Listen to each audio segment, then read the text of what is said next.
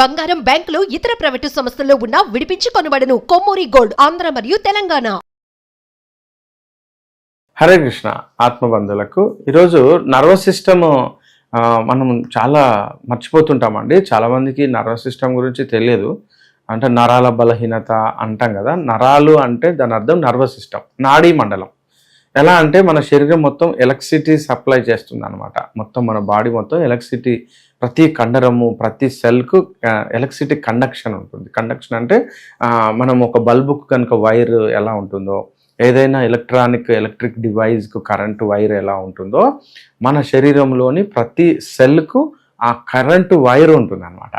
ఈ కరెంటు వైర్లు అన్నీ ఒక్కొక్కటి అన్నీ ఒక దగ్గరికి వచ్చేసి ఒక దగ్గర జంక్షన్ అవుతాయి. వాటిని ఆ జంక్షన్ నుంచి మళ్ళీ అలా అన్ని జంక్షన్స్ అన్ని బ్రెయిన్కు కనెక్టివిటీ ఉంటుంది. So brain is the processor అనమాట. అంటే ఈ కరెంటు మొత్తాన్ని అది ప్రాసెస్ చేస్తుంది. అంటే ఎక్కడ ఎంత సప్లై చేయాలి, ఎక్కడికి సిగ్నల్ పంపాలి, ఇలా అది ఎప్పటికీ ఆ సిగ్నల్ ఇంటెన్సిటీని మెయింటైన్ చేస్తుంది. అంటే జస్ట్ లైక్ ఒక ట్రాన్స్ఫార్మర్ అనుకోవచ్చు. అంటే ఎక్కువ కరెంటును తక్కువగా చేయడం, తక్కువ కరెంటును ఎక్కువగా చేయడం, సేమ్ ఎలక్ట్రిసిటీని ఫ్లో చేసేటట్టుగా చేస్తుంది మన బ్రెయిన్. అయితే ప్రతి సెల్ అంటే యూనిట్ సెల్ అంటాం కదా, కణం, ఒక్కొక్క కణం కలిసి కణజాలంగా తయారవుతుంది. కణజాలం కాస్త ఒక అవయవం తయారవుతుంది. ఈ అవయవానికి మొత్తం అన్ని సెల్స్కు నాడీ మండలం కనెక్షన్ ఉంటుంది. అంటే వైర్లు కనెక్షన్ ఉంటాయి. ఇవి బ్రెయిన్కు కనెక్ట్ అయి ఉంటాయి కదా. బ్రెయిన్ నుంచి ఏదైతే సప్లై మనకు వస్తుందో ఆ అవయవం అలా పనిచేస్తుంది అనమాట.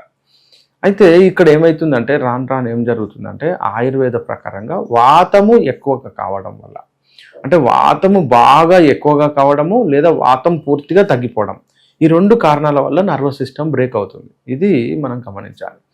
అంటే ఎలా అంటే వాతం ఎక్కువ కావడం అంటే మన శరీరంలో గాలితత్వం ఎక్కువ కావడం. ఎలా గాలితత్వం అంటే సో అప్పడాలు, వడియాలు, పాపడాలు, లైట్ ఫుడ్ ఉంటాయి చూసారా, క్రంచి అండ్ కరకరలాడేటువంటి ఆహారము, పూర్తిగా డ్రైడ్ ఫుడ్ తింటారు చాలామంది. అంటే ఎండిపోయిన ఫుడ్, నీళ్ళే ఉండవు, అటువంటి ఫుడ్ ఎక్కువగా తినే వాళ్ళకు వాతం పెరుగుతుంది. వాతం అంటే డ్రైనెస్ పెరుగుతుంది బాడీలో. ఎప్పుడైతే అట్లా డ్రైనెస్ పెరుగుతుందో so nervous system break down start అవుతుంది. రెండోది మీకు తెలుసు కదా, విటమిన్ బి కాంప్లెక్స్.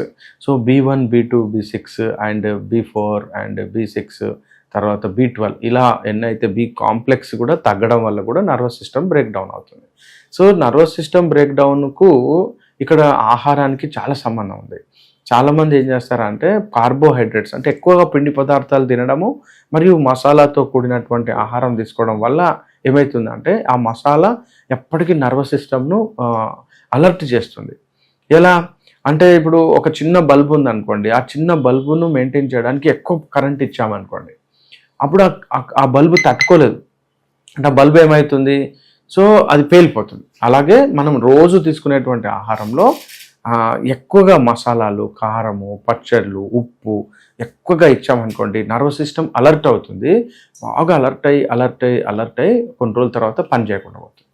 సో ఈ నర్వస్ సిస్టమ్ వల్ల ఏమేమి జరుగుతుంది, కాళ్ళు మొద్దురు రావడం, కాళ్ళు తిమ్మిర్లు రావడం, కాళ్ళకు స్పర్శ లేకపోవడం, చేతులకు స్పర్శ లేకపోవడం, అంటే మనం ఏదైనా బరువు లిఫ్ట్ చేయలేకపోవడం, అంటే ఏదైనా బరువు మామూలుగా బకెట్ లేపుతాం కదా అలా లిఫ్ట్ చేయకపోవడం, ఇలా ఇంకా చాలా రకాల అంటే ప్రాబ్లమ్స్ ఉంటాయి. అంటే డయాబెటీస్ వాళ్ళకి ఇంకా అదొక సమస్య, డయాబెటిక్ న్యూరోపతి అని ఒక సమస్య వస్తుంది.